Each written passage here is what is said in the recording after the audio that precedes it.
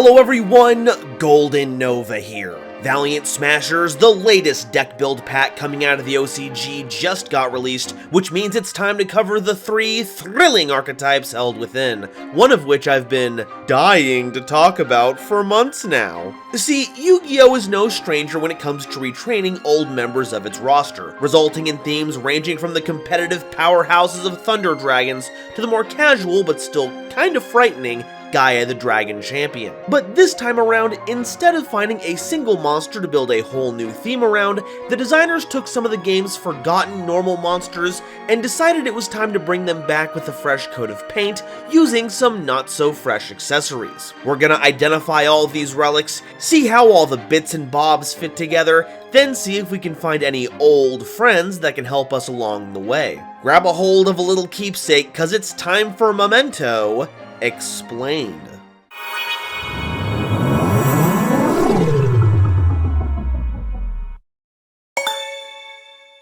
Today's episode is brought to you by my lovely patrons and the fine people over at Dragon Shield. If you want to protect your cards with the strongest scales on the market that even come with their own lore while supporting the channel, use my affiliate link in the description.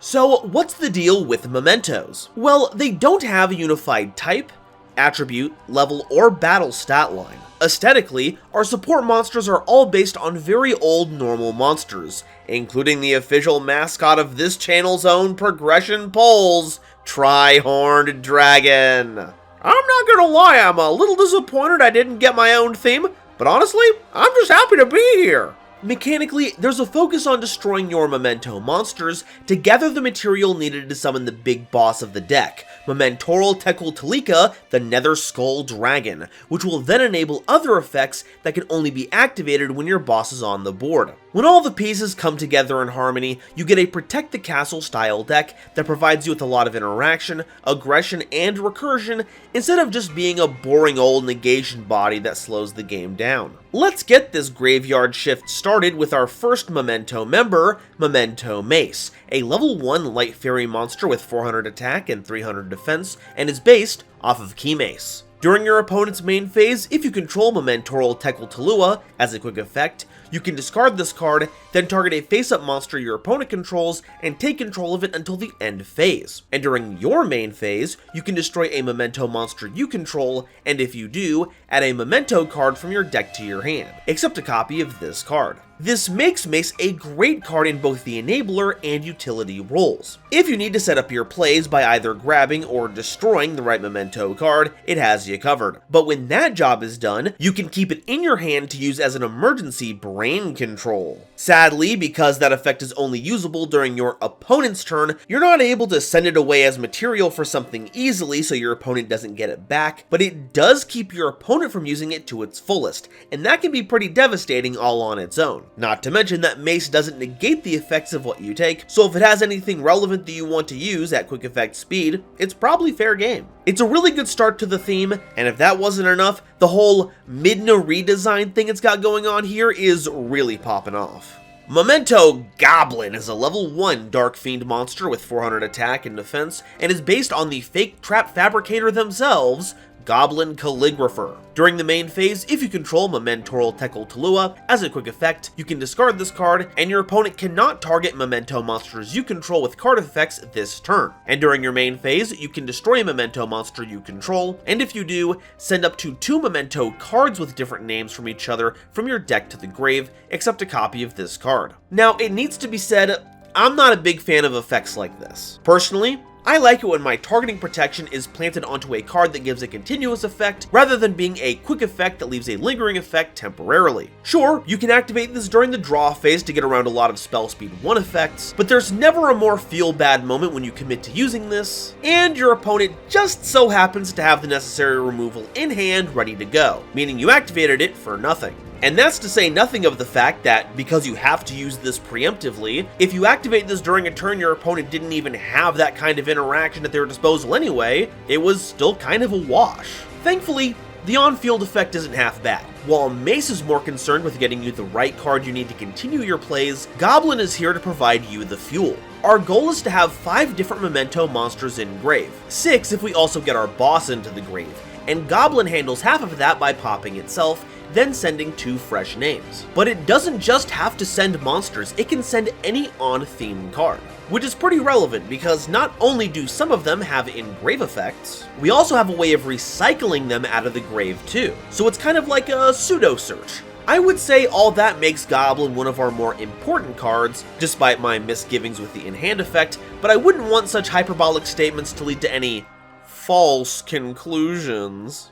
Memento Fairy Witch is a level 3 Dark Spellcaster monster with 800 attack and 1000 defense, based off of, well, Fairy Witch. If this card is normal or special summoned, you can add a Memento monster from your deck to your hand except a copy of this card. And you can target a level 2 or lower Memento monster in your grave, and on resolution, destroy a Memento monster you control, and if you do, special summon the targeted monster. So, at time of recording, you can summon Fairy Witch to get any on-theme monster you need, then either pop itself or another Memento to summon back Goblin or Mace, depending on if you want another search or want to fill up your grave some more. You know, depending on Fairy which way the wind blows. Memento Dark Blade is a level 4 Dark Warrior monster with 1800 attack and 1500 defense, based on a slightly more well-known normal monster, Dark Blade. If this card is normal or special summoned, you can discard a Memento card, then target a spell or trap card your opponent controls and destroy it. And during your main phase, you can destroy a Memento monster you control, and if you do, special summon a level 3 or lower Memento monster from your deck. This makes for a great start to a line that sets up your grave very quickly, because it's essentially 3 more copies of Fairy Witch. But because we added an extra monster into the mix, that's another name we get into our grave. We'll go over the full combo later in the video, so you know how it all works, but for now, just know that this enabler, tied to an incidental piece of back row removal because why not, is just what the deck needed, even if it is a bit of a glory hog. Look, I'm just saying, every branded player has been seeing Darkblade every time they use Fusion Deployment. He's not exactly an obscure normal monster. Memento Tatsuno Toshigo is a level 5 Earth Beast monster with 1350 attack and 1600 defense, based on the never before released in the TCG, and it is a crime monster, Tatsuno Toshigo. If you control no face-up monsters other than Memento monsters, you can special summon this card from your hand, and during your main phase, you can destroy a Memento monster you control, and if you do, send any number of Memento monsters with different names from each other from your deck to the grave, whose total levels are less than or equal to the destroyed monster's original level. This makes our Skeletal Seahorse a massive foolish burial. If you have it pop itself, it can get you the level 3 Fairy Witch and the level 1 Goblin and Mace all at once, giving you 4 Mementos in grave if you include itself, which is truly heinous. And that only gets more ridiculous the higher level Mementos you destroy. I also like that it's pretty flexible. You don't have to match the levels of what you destroy, so it's hardly ever offline. Not to mention that level 5 is a very advantageous one to work with when it comes to using the extra deck. My only complaint here is that the Memento version of this card doesn't even come close to capturing the original's absolutely unhinged energy. Look at this thing! Alright everyone, the man of the hour is here. Give it up for Memento Horned Dragon, a level 8 Dark Dragon monster with 2850 attack and 2350 defense, based on my boy, my precious Sundew, my pride and joy, Tri-Horned Dragon. If you have 3 or more Memento monsters in your grave with different names, you can special summon this card from your hand. And if this card on the field is destroyed by a card effect, you can target 3 face-up cards on the field, including a Memento card you control, and destroy them. So this is the first monster of the theme that actually has a benefit when destroyed. And considering all the popping we'll be doing, I kinda hope we see more of that kind of effect in the future. And while having an offering to the snake deity isn't half bad, I certainly hope the quality of those effects go up too. But aside from that, being such a huge body that's easy to summon is pretty good on its own. Not to mention this combos very well with Tatsuno Toshigo, because level 8 means you can send Darkblade, Fairy Witch, and either of your level 1s. At which point you'll trigger the Tri-Horn Tri-Destruction effect, popping your own Tatsu, giving you 5 differently named Mementos in grave. How about that? See, I knew Tri-Horned Dragon would make a great retrain if he was given the chance. You bet! You could even say I'm being a bit of a try-hard! Yeah, we'll work on it.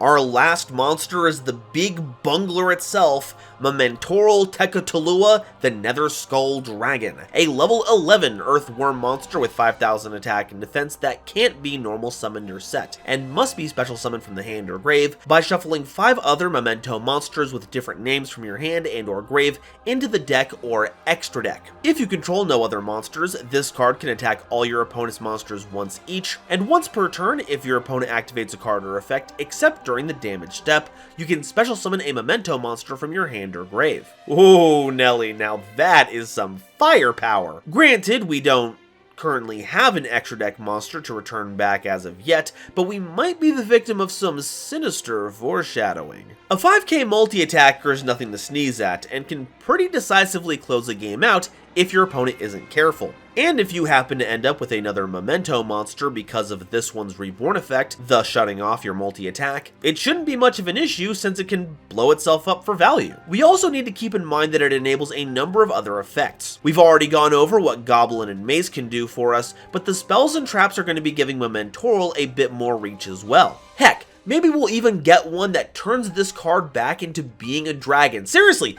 is this another non-dragon with dragon in the name? I'm losing my mind. Alright, so that's all the monsters. Now it's time to take a look at those spells and traps. Memento Boneback is a quick play spell card, and if any number of face-up Memento monsters you control leave the field because of an opponent's card effect, you can activate this card to special summon a Memento Monsters, the Nether Skull Dragon, from your hand or deck, ignoring summoning conditions. And if your opponent moves any number of Memento monsters out of your grave while this card is in your grave, except during the damage step, you can banish this card to special summon as many Memento monsters as possible with different names from your hand and or deck. So this is basically just a deterrent, no two ways about it. Unless you can pull off some strange Abyss Actor level nonsense and force your opponent to do either of these actions, this is just a way to make it a bit more perilous for the opponent to either clear out your board or blank your grave. And really, only the bravest opponents are going to try and risk that, because triggering Bone Back is going to take a bit of a backbone. Memento Bone Party is a quick play spell card that destroys a Memento monster in your hand or face-up field, and if you do, takes a Memento monster with a different name from your deck, and either adds it to your hand or special summons it in defense position. And during your main phase, you can banish this card from your grave, then target a Memento monster you control, and for the turn, it deals piercing battle damage. This works incredibly well with either of our level 1s, because you can pop them to get Darkblade, which will then get you Fairy Witch, who will in turn get you a level 1 out of your grave. Easy. And while the piercing can be given to any of our on-theme monsters, I think we can all agree that it's meant to be used on Memento to give that multi-attack a bit of an extra bite. But I just wish they wouldn't go so wild with the Bone Party. We just got those femurs organized. Truly, this archetype is an osteologist's worst nightmare. Nether Skull Temple Mementolin is a field spell card that keeps your opponent from activating spell or trap cards until the end of the damage step if your Memento monster battles. And if any number of monsters you control are destroyed by a battle or card effect, you can target one of them and special summon a Memento monster from your hand or grave with a lower level than it. And once per turn during your end phase, you can target a Memento spell or trap card in your grave and set it. Yeah, this one's pretty solid, can't really argue with it. Not only do you get to replace your monsters when they get popped, you also get to recycle your spells and traps, giving you a pretty absurd grind game. And then you get a little extra ancient gear stun added to your attacks, because I guess we wouldn't want D-Prison to cause an issue, would we? This is a great value engine that'll help you keep activating Fairy Witch, Darkblade, and many more, while being a spot-on piece of decorative design. Look at the bones! Look at the bones! Got the bones everywhere.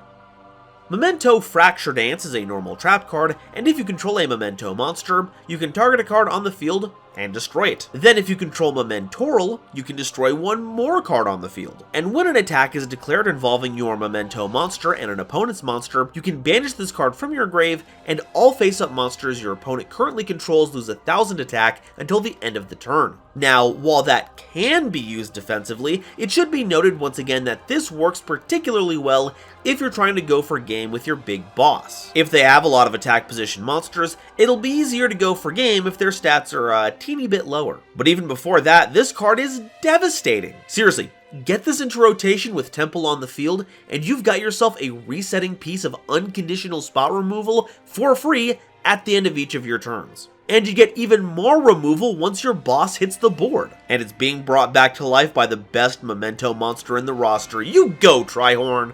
Thank you, I've been working on my Samba. Memento Cranium Burst is a continuous trap card, and while you control a Memento monster, your opponent's monsters that can attack must attack a Memento monster you control with the highest attack, your choice if tied. And when your opponent activates a monster effect on the field, you can target a Mementoral Tekeltalika, the Nether Skull Dragon, and it loses exactly 1000 attack and defense. And if it does, negate that activated effect. And this effect can be activated once per chain. This turns your boss into a pseudo-Appaloosa, but be careful because there are some key differences. Namely that this only works on monster effects activated on the field, so it's not able to fight hand traps like Appo can. Other than that though, this card is great. When I first saw this, I'll admit, I was skeptical. But if your monster runs low on battle stats, you can simply pop it with Tatsunoto Shigo, which can send 2 level 1s, a level 3, and a level 4. So if we add in Nether Skull, that's 5 mementos right there. So if you can find a way to pop that Tatsunoto Shigo, or just have any other memento monster in hand, you can shuffle them all up and get a fresh 5000 attacker. This is a fantastic piece of support that's even got a bit of recursion thanks to Temple. So even if your opponent gets rid of it, no they didn't. It's got a lot of really cool applications, you just have to use your head a little. Alright, now that we've covered all the cards, let me show you what you should aim to be doing to get your big boss on board.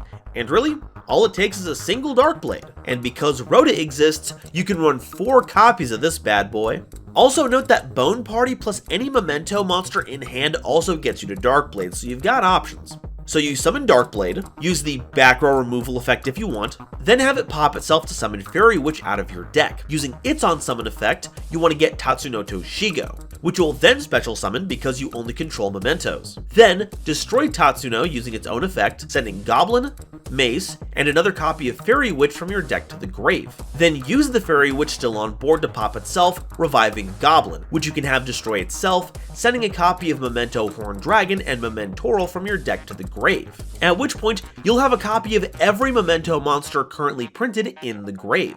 At this point, you can shuffle 5 differently named ones back into your deck. Personally, I'd leave Mace or Goblin in grave since you can revive it with a later Fairy Witch for value to summon Mementoral from your grave. And while it might have felt awkward to have a second Fairy Witch in rotation while you only needed to have 1 to meet the summon requirement, now you have a spare one in grave for Mementoral to revive with its effect later on, which will in turn get you a search, and can revive either of your level 1s on following turns if it survives. And once again, this is all off of a single card. You'll have at least 4 others in hand to help you expand your plays.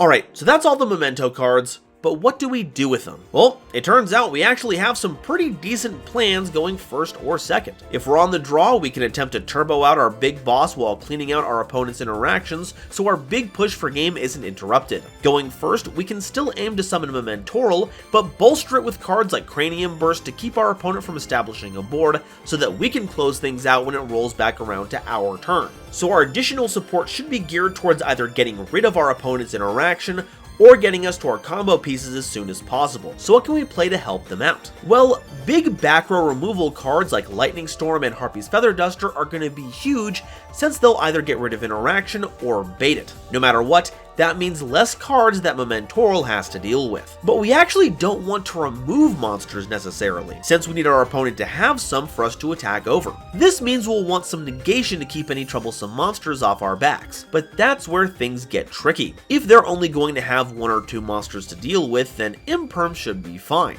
If it's a fortress of monsters, the only thing dealing with that is Dark Ruler No More. But now you're not going to be able to OTK. This isn't awful because we do have long-term control options, but it'd be nice if it wasn't the only one. Forbidden Droplets comes to mind as probably the most flexible answer that also lowers stats, making the push for game that much better. So while it's a bit taxing on your card economy, it might still be the best way to go. Super Polymerization is also a funny option in certain circumstances. If your opponent's playing a mono-type, mono-attribute deck, and their end board consists of only 2 monsters, you could use Super Poly to make Garura. While this leaves our opponent with no monsters to multi-attack and, a monster on board to keep us from multi-attacking, Mementoral represents 5,000 direct damage, and Garura can do 3,000, so that's still technically an OTK.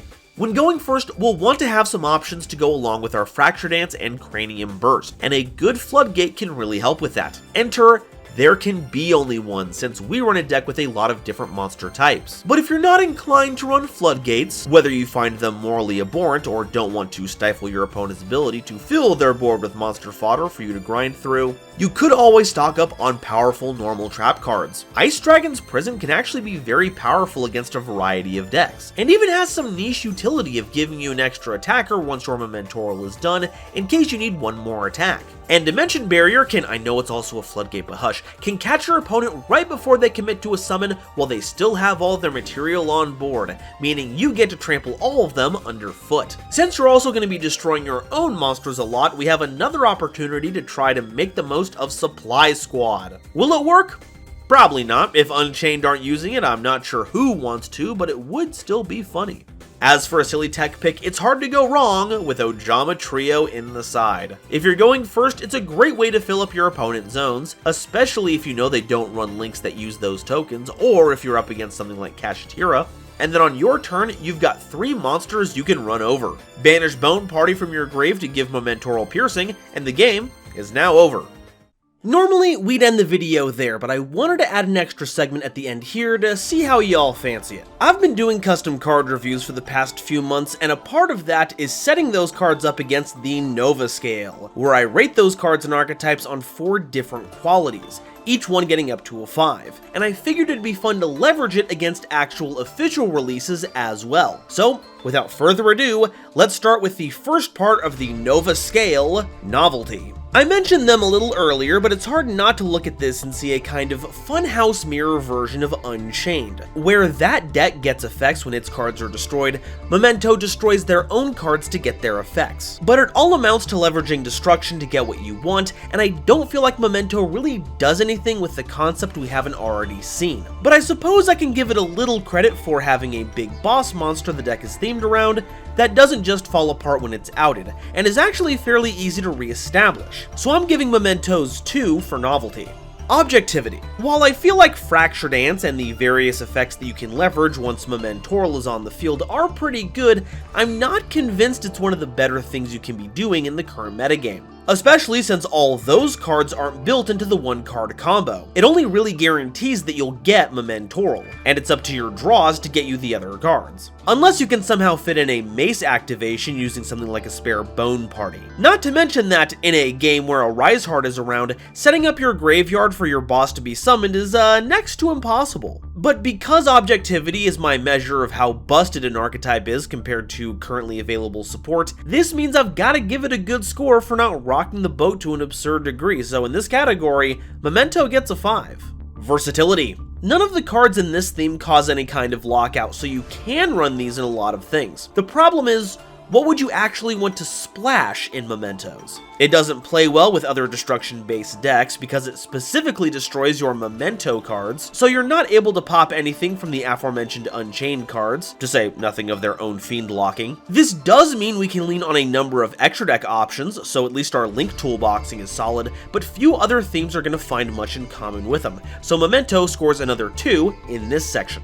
Awesomeness. Not gonna lie, the Tri-Horned Dragon Retrain is doing a lot of work when it comes to this category. And just the idea of dragging up these echoes of monsters long past, embodying the hollow, empty feeling of being left in a bulk box for decades by adorning themselves with skulls, bones, and jewelry is very rad. And the boss winning you games by being big and attacking a lot does a lot for me, but I'm also a lot more critical of official products, and I've gotta say, it is kind of a letdown. I'm not kidding when I say that Darkblade did kinda sour the whole idea of the theme for me. And while the deck does have a solid 1-card combo, it otherwise being very clunky just does not vibe with me. I'm also not really seeing how the mechanics feed into the aesthetics that are being presented here. For instance, Unchained are primal forces of destruction. It kind of makes sense that destroying their cards is kind of integral to their mechanics because how they're presented feeds into that. On the other hand,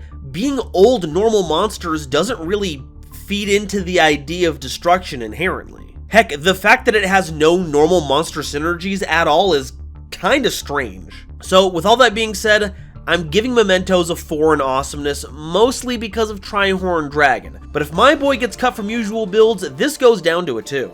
For now, Mementos get a 13 out of 20 on the Nova scale from me. Here's hoping that new support bolsters some of these issues, cause I would at least love to see that novelty score go up. And that's all I have to say about Mementos. It's a good foundation for a new theme. Not great, but I like that it leaves the door open for older cards to get a chance in the spotlight for a cool new redesign. And heck, we know we're going to be seeing an extra deck monster at some point in the future, so here's hoping that it breathes new life into the theme. But seriously, it better be Bakuri box, that would be so rad. But now, I want to hear what you all have to say. Are Memento meant for something more, or are they all in the past? Do you think I might have judged them too harshly? And which one is your favorite? You, might have already guessed who I'm jazzed for. Let me know in the comments, and if you haven't already, please make sure to like this video, subscribe to help the channel grow, and share this video with somebody you know who loves Yu-Gi-Oh! It really does a lot to help me out. Today's episode was brought to you in part by Dragon Shield. When you want to protect your cards with the power of dragon scales, get some sweet lore for them, and support the channel, check out my link in the description to get started. Today's episode was also brought to you by my lovely patrons, including this month's illustrious Quasar Commander Green Knight, Nebula Navigator's 3rd Dynasty, Ada Basilisk, Adam Zagidel, Andrew Newman, A Random Pup, Avi Chali, Kane Senpai, Chibi Gohan, Danny Bound, Eric, Aaron the World Breaker, Frankie, Genesis Yu-Gi-Oh!, Gloomba331, Great Big Pillock, Hairbear,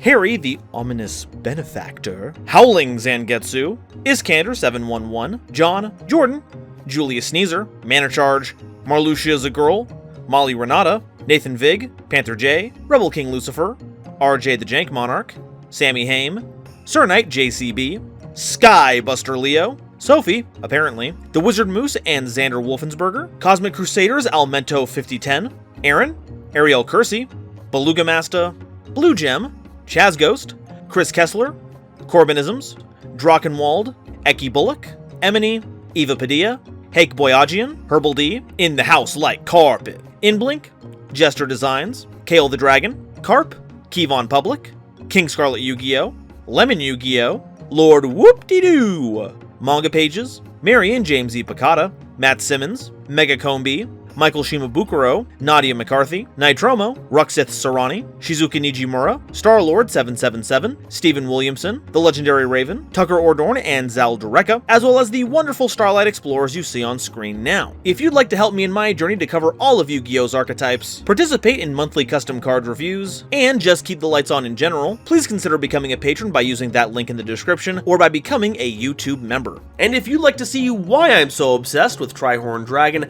I've got the Progression Polls playlist right here. All you gotta do is check the first episode and you'll find out why. And, you know, maybe stick around. I think it's a pretty cool concept. Thank you all so much for watching, and I'll see you next time. Bye-bye. When all of the pieces come together in harmony, you get a Protect the Style